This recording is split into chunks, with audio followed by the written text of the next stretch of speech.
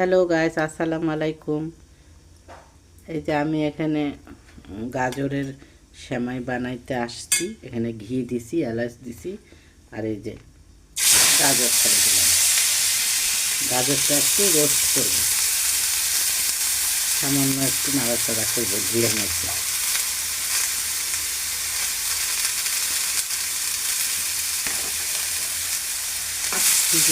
ফল অল্প সামান্য।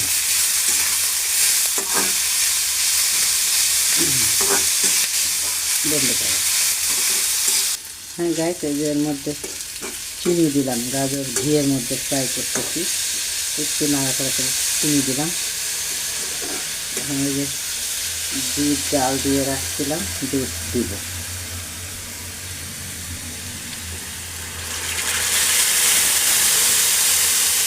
বেশি করবো না।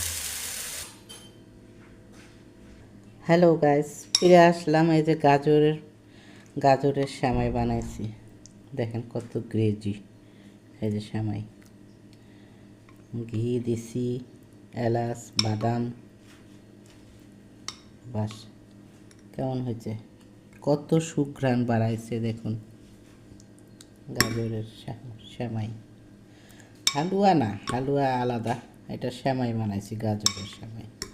এই যে লম্বা লম্বা করে কাটা, এই যে লম্বা লম্বা কাটা। দুধ একদম ঘন করে নিচ্ছি জাল দিয়ে।